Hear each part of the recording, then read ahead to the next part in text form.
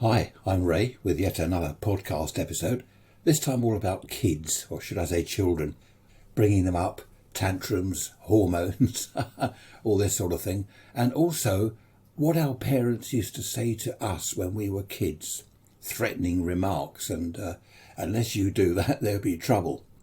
You probably remember some like, "Wait until your father gets home." That was a classic line from Mother, wasn't it? You've done something wrong, and you just wait until your father gets home. Your dad, when he gets home, there'll be trouble.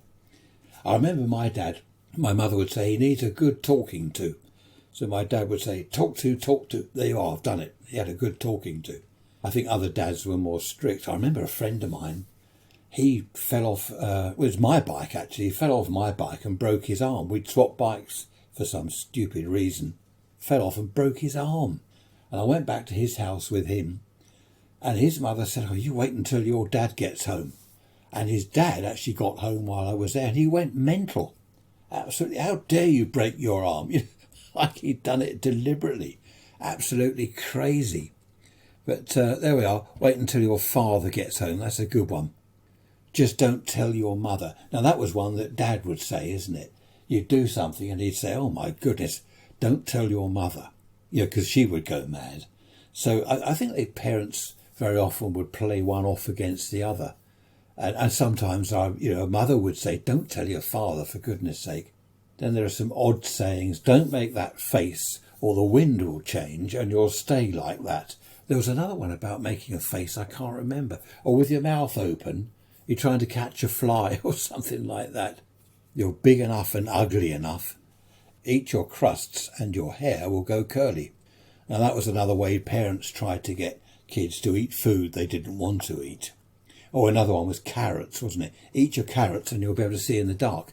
Well, apparently that was a load of rubbish. Carrots won't help you see in the dark at all. So money doesn't grow on trees, you know. And I'm not made of money. That was another one, wasn't it? "Can I just have..." "No." "Yeah, but..." "No." "Yeah, but..." "I haven't got the money." "Yeah, but..." "No, money doesn't grow on trees." Another one is, what was it? "I want doesn't get." When the child's saying, "I want this, I want that, I want this." "I want doesn't get," which is true. That's good. Why? "Because I said so." "Can I do so and so?" "No, you can't." "Why?" "Because I said so." "I'm going to turn this car round." That was a good one. "If you lot don't stop arguing, I'm going to turn this car round." Do you remember that sort of thing? No pudding. No pudding before dinner. Right, if you don't eat your dinner, you can't have your pudding.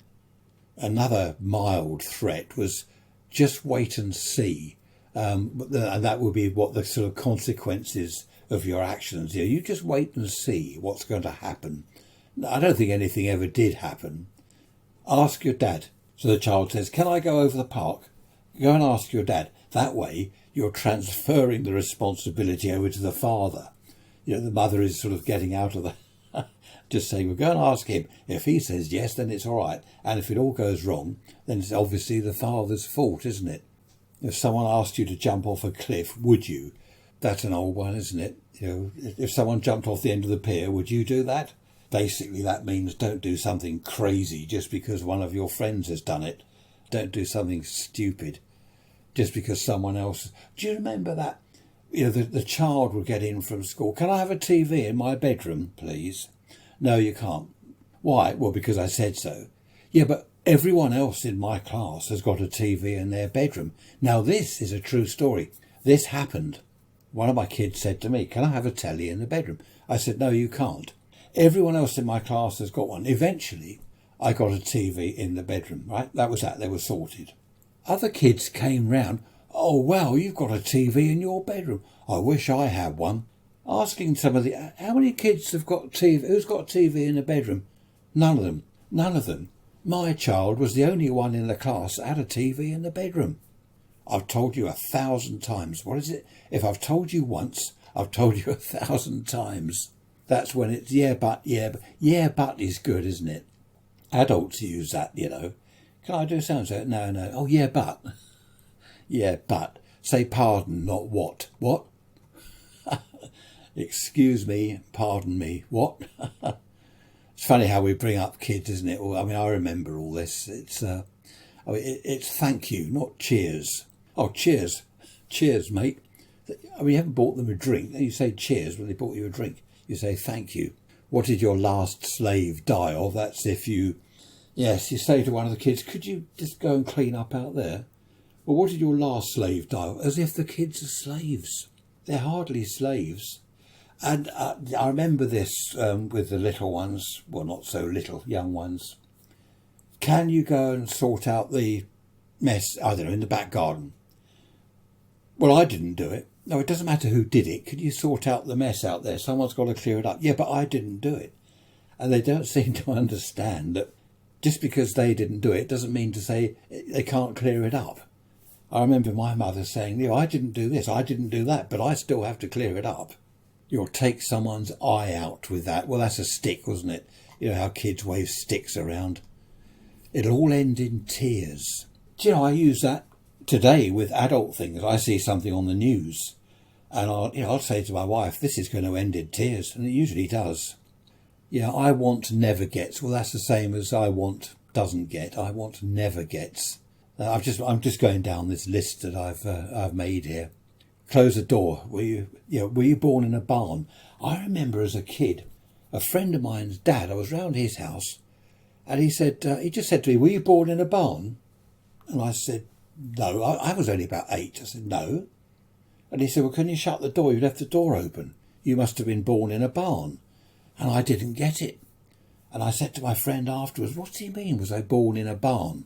And then he explained, no barn doors, blah, blah, blah, blah. Don't sit too close to the television, you'll get square eyes. Well, that goes back to the 60s, when we used to watch the goggle box. That's what we used to call it, the goggle box. You sit too close to it, you'll get square eyes. Actually, that's just totally untrue, isn't it? I think most of these things are completely untrue. There's no such word as can't, it says on my list. I remember being told that. Right, can you go and do so and so? Oh, I can't. There's no such word as can't. Just go and do it. That's funny. Another one I use even to this day. Do as I say, not as I do. Now that's good, isn't it? That really is good. That's basically self-explanatory. Do as I say, not as I do. I remember someone saying that when I had a job in a workshop, TV workshop years ago. I remember the boss saying, do as I say, not as I do. Because he did something that really he shouldn't have done and we certainly shouldn't do. Back in my day, there's one that, well, I always try and slightly change that. When I was a boy, that's my one. When I was a boy, back in my day, I'd see a policeman cycle past on a bicycle and we didn't cheek him, we weren't rude to him because you get a cuff round the head. That's the sort of thing, back in my day when I was a boy. Whereas these days, they don't take any notice of the police. As long as you live under my roof, you'll live by my rules. That, yes, I've heard that one. Yep, I want to go out. No, you're not going out. No one goes out after 8 o'clock at night. Yeah, but, it's always yeah, but. As long as you live under my roof, you'll live by my rules. So there. Oh, stop crying before I give you something to cry about. That's a good one. A child's crying because he can't have this or that. If you don't stop crying, I'll give you something to cry about. In other words, a whack. Oh, not allowed to whack kids these days, are we? I had plenty of slaps in my day. Didn't do me any harm. I'll wash your mouth out with soap. That's it. Or go and wash your mouth out with soap. That's if you swore, isn't it? If you said a naughty word in front of your mum or your dad, or they overheard you. Wash your mouth out with soap. That's disgusting. You brought this on yourself. Yeah, well, that's true. That's the same as, you made your bed, you go and lie in it or something, isn't it? I like that one. You'll live. You fall over and bash your knee. Oh, my God, there's blood everywhere. Don't worry, you'll live. So you're not going to die from a cut knee. If you act like a child, I'll treat you like a child. That was an odd thing. I remember people saying that to me. That was an odd thing to say to a child because you were a child, or I was a child. Yeah, so that's rather an odd thing to say. Talking to you is like talking to a brick wall. I'm not asking you, I'm telling you. I remember that one. That was good. I'm not asking you, I'm telling you to do it. I remember when I was a little bit older than a child, well, sort of 12 years old, something like that. My mother, if I'd done something wrong, she'd whack my bum as I passed. Or she'd perhaps just sort of push me gently out of the way or something like that. And I'd go flying across the room, crash into furniture and against the wall, end up on the floor. Oh, my back, my leg. Oh dear. And she'd say, I hardly touched you. Oh, you threw me across the room. And I'd do all this sort of dramatic act as if she'd hurled me across into the wall and I got a broken leg and all sorts of problems. That was funny. And she used to say, I'll remember this. That was her favourite. I'll remember this, whatever I'd done. She never did remember. I'm sure she didn't remember. In fact, in the end, I used to say, no, you won't. You won't remember this at all. And the other one was, I'm going out now. You're not going anywhere until you tidy your room. Yes, but I've just... there it is again. Yes, but... yeah, but I've just tidied my room. No, you haven't. That's not tidy. Do it properly. Yeah, but you're not going out until... And so it goes on. I often look back, or I look at kids these days, and I think, why don't they just do it? Quickly tidy the room, problem solved, then they can go out. You know, there won't be any trouble then. It's so easy. Talking of going out, I just remembered a stupid joke. Actually, it's quite good. You're not going out dressed like that. Oh, but Mum, no, you're not going out dressed like that. That miniskirt is so short, it's hardly worth wearing. But Mum, Malcolm, I've told you. Oh, that's just, I don't know why, it just makes me laugh. Malcolm. When I was in my teens, in the morning, my mum would say, oh, you got back late last night? Yes. Where did you go? Nowhere. In fact, the night before, she'd say, where are you going? Out. Out. Anyway, in the morning, oh, where did you go? Did you meet a girl? Of course, didn't answer that sort of thing. You don't answer questions like that when you're in your teens. What colour was her hair? What was her name? And my mother would do this in the morning. Are you going to see her again? And I hadn't even said that I'd seen a girl or met a girl. What's she like? Oh dear. Teens, that was a funny... I mean, with girls, not so much boys, but boys grunt, don't they? Had a good day at school? Have you done your homework? That's all it is, isn't it? A sort of grunt. I remember... I remember, meeting kids, I don't know, with other parents' kids, and they'd say, oh, look, this is Ray, say hello. I say, oh, hi, how you doing? You get a grunt.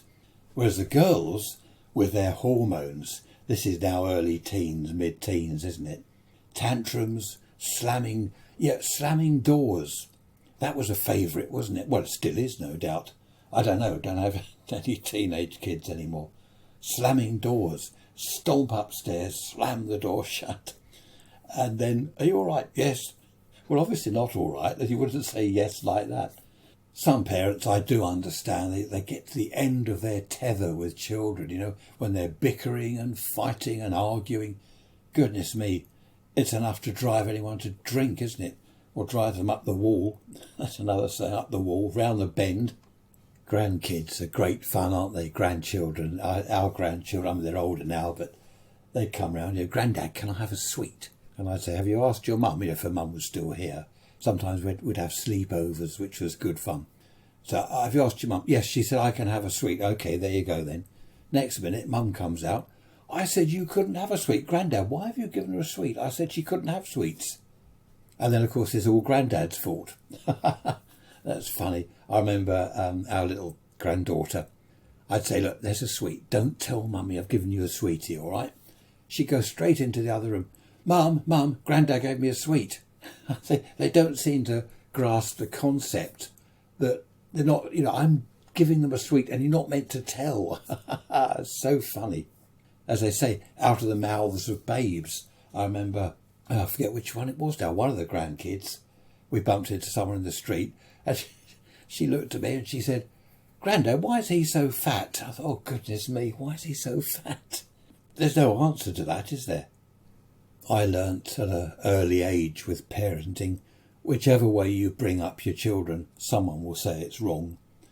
And you find, I always found that the people that would say, I wouldn't let a child of mine do that, I wouldn't let a child of mine speak to me like that, they were the ones that didn't have kids. They went on perhaps later to have kids. But how strange, though. I wouldn't let a child of mine climb up that tree like that. You haven't got any kids, so shut up. I did say that to someone once. I remember summer evenings It's still daylight outside, the sun's still shining, been a lovely day. There are children playing in the street. I'm having to get into bed. Why do I have to go to bed? Because it's 8 o'clock. Yeah, but they're still out there. It's still daylight. Yeah, but. Why do I have to go to bed? Because I said so. Because it's bedtime. How can it be bedtime? It's daylight. Look, all my friends, they're still out there in the street. They're still playing. Why am I in bed? I remember that. Of course, then you get the older sibling, right, the younger one, right, go to bed, bedtime. Yeah, but, again, why isn't she going to bed or why isn't he going to bed? Because he's older. He's going to stay up a little bit longer. When you're older, you can stay up a little bit longer. But I want to stay up a little bit longer now. Well, you can't. So it goes on. Meal times are always good fun when you're a kid. I was one of 4. So the dinner would come up on the table. I don't like sausage and chips. Yeah, well, that's what we're having. Oh, I don't want that. I wanted shepherd's pie. Well, we're not having shepherd's pie. And if you're not careful as a mother, or a father if you're cooking the dinner, whoops, mustn't be sexist, whoever's cooking the dinner, if you're not careful, you'd end up doing different meals. I remember that. One would have sausage and chips. One would have some shepherd's pie, which there was a little bit left over from the other day. One would have spam and beans or something. And I remember Mother saying, why do I have to do all these different meals? Well, I should be able to cook one meal and we all eat it together. Yeah, meal times were fun. Why has he got more chips than me? I've just counted mine and he's got more chips. I suppose that really they should have been counted out onto the plate so everyone's equal. No one counted the peas. I used to love sprouts. I still do. Others don't. Other kids hate sprouts. I really like sprouts. Is it a good idea to force a child to eat sprouts when he or she obviously doesn't like them? I don't know. I wouldn't like to be... talking of forced, wouldn't like to be forced. School dinners. Good grief. Good grief. Eat that all up. I don't like it. Teacher would come round, stand by the table in the hall where I was eating my dinner. Eat that, but I don't like liver and bacon. I don't care what you like or don't like, eat it. And they'd stand there and force me to eat liver and bacon. A lot of people like it. I didn't. I was vegetarian way back then, have been ever since. The last thing I wanted to eat was liver. It was absolutely disgusting. It was filth. I remember saying to one of the teachers once, I'm not eating that filth. I got rapped on the knuckles. She had this ruler. She loved carrying this ruler around, whack, on the knuckles. As soon as she wasn't looking, that's it. Get rid of that. I used to put food. I always sat next to the back of this upright piano because it had a kind of cardboard, well, thick papery cardboard, almost hardboard back, and there was a hole in it. And I could just reach over, so I'd grab lumps of meat or whatever other filth they'd given me, half-cooked filth, and I'd stick it down the back of the piano. Of course, after a few, weeks or months or whatever it was, there was this dreadful smell in the hall, in the assembly hall. Absolutely dreadful stench. And they discover what it was, because then they're trying to find out who normally sat next to the piano, and it was me. Well, they didn't guess. They couldn't work it out, I don't think, because a lot of the kids changed round. But I always sat next to the piano, but luckily no one sussed that, because after that I had to take in paper or paper bags or whatever to put all this disgusting filth into. School dinners, absolutely disgusting. They say that your school days are the best days of your life. Well, I didn't think so. I hated it. But there we are. That's just a look back at what it was like to be a child and parenting. Just one thought. Not all children have happy childhoods. A lot of children living in poverty. So just a thought to bear in mind when we think back to our happy childhoods. If you want to email me with any suggestions or rude comments, it's raysrants, that's RAYSRANTS, or one word, raysrants at protonmail.com. Raysrants at protonmail.com. I'd love to hear from you, especially your experiences of childhood or parenting. It'd be great. And perhaps I'll mention you in another podcast. Okay, that's it for now. See you next Sunday. Take care. Bye-bye.